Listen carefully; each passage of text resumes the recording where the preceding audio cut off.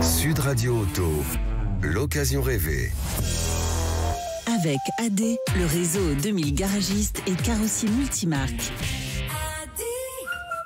Chaque samedi, Sud Radio et ses partenaires de Mobility TV essayent pour vous un véhicule sur le marché de l'occasion. Aujourd'hui, on va essayer la Kia Sportage d'occasion avec nos 3 spécialistes que je vais vous présenter. Mais avant ça, faisons le point sur le marché de l'occasion en ce début d'année 2023 avec notre invité Julien Billon. Bonjour à vous. Bonjour.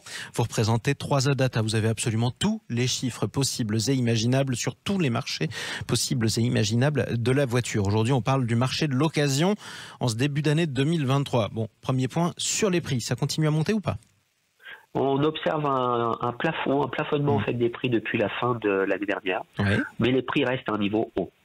Et les prix restent à un niveau haut. On est sur la même mécanique que ce qu'on a vécu en 2022, avec une contagion en fait de la hausse des prix sur le véhicule neuf sur le marché occasion. Alors, ce qui est important, c'est de parler du paradoxe, parce que le marché de l'occasion dépend beaucoup du marché du neuf. S'il y a de moins en moins de voitures neuves produites, effectivement, les prix de l'occasion vont avoir tendance à augmenter. Là, on a un paradoxe, c'est-à-dire que les prix du neuf ont tendance à baisser sous l'impulsion notamment de Tesla, et ça n'a pas d'impact pour l'instant sur l'occasion. Alors, c'est vrai que le phénomène de l'annonce de la baisse du prix Tesla en fin de l'année dernière a été un coup de tonnerre, puisque c'était quasiment 11 000 $ de mémoire sur le marché européen. 10 000 €, et donc, c'est un signal fort, en fait, pour les acteurs du véhicule électrique sur le marché neuf. La guerre des prix est clairement enclenchée. Mais il faut juste se rappeler que sur le marché occasion, les véhicules électriques, il n'y en a pas beaucoup. C'est ça. Et que malgré vous avez tout, des Zoé, des Renault Zoé, ça c'est vrai. Oui. Mais en revanche, vous n'avez pas beaucoup de Tesla d'occasion. Il y a des Tesla 3. Le top des ventes en occasion, c'est Zoé et Tesla 3. Mais une fois qu'on a dit ça, une annonce de baisse de prix au mois de décembre, au mois de janvier, ne peut pas avoir d'effet sur le marché occasion. Et ça paraît logique. À moyen terme, qu'est-ce que vous voyez dans votre boule de cristal sur le marché de l'occasion ? On va rester sur un plafond ?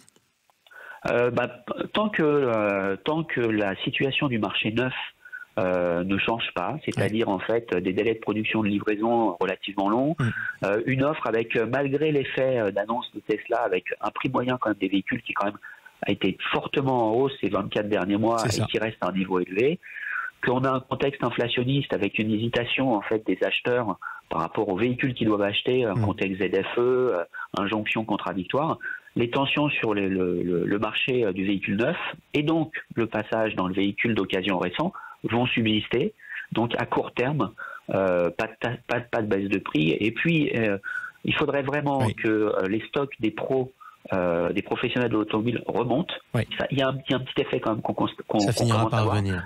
Ouais, exactement. Et puis le prix VN, bien évidemment, le prix véhicule neuf est déterminant.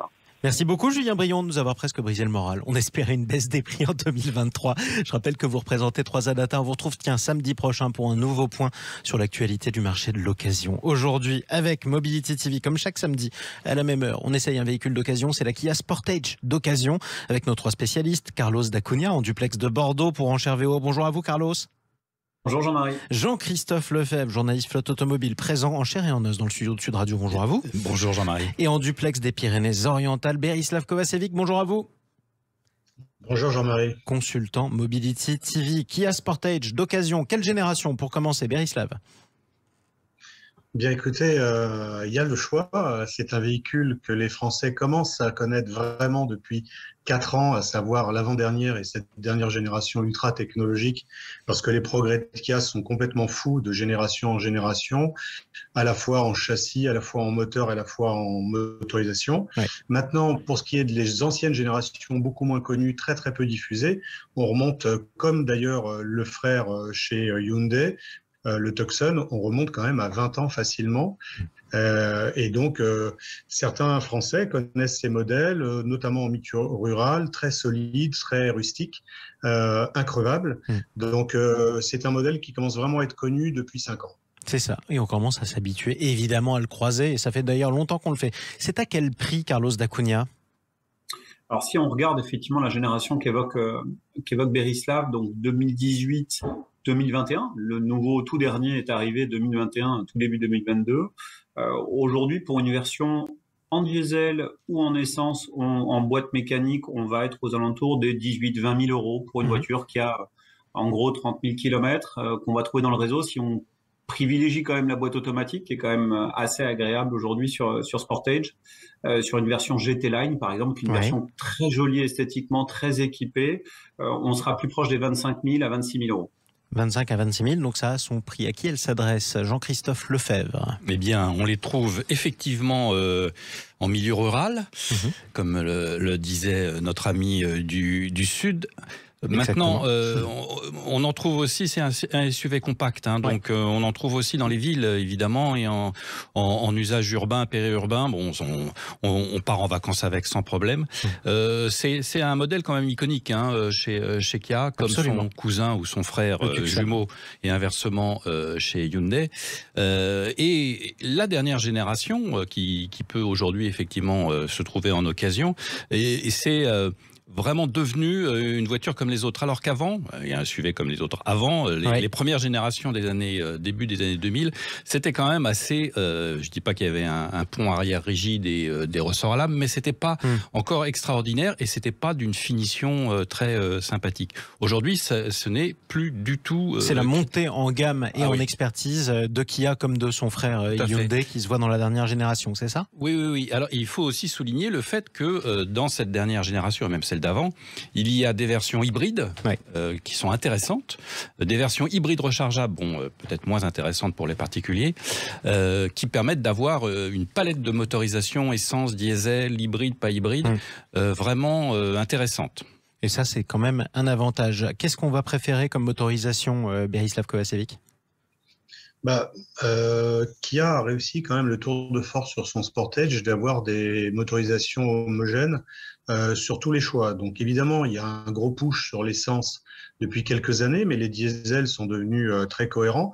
À noter que c'est une marque qui se classe en top en matière de fiabilité dans les classements européens et les classements mondiaux. On est à 93% de taux de fiabilité pour un 82-83% sur l'ensemble des marques. Donc c'est vraiment dans le top 5 des marques les plus fiables. Kia Sportage en fait partie. Les hybrides qu'évoquait Jean-Christophe sont doux, agréables. On a des vraies autonomies réelles de 50 à 60 km en rechargeable. Franchement, le design de plus en plus pointu, de plus en plus européanisé, intérieur et extérieur, est très agréable. Il y a même un côté un peu agressif avec des belles jantes.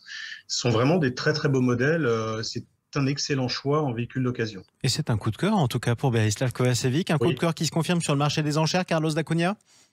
Oui, aujourd'hui, depuis maintenant quasiment 2015, en Europe, il se vend plus de 100 000 Sportage par an, donc ça, on n'a pas réduit jusqu'en 2020, donc c'est vraiment une voiture qui s'est bien vendue, qui a été choisie.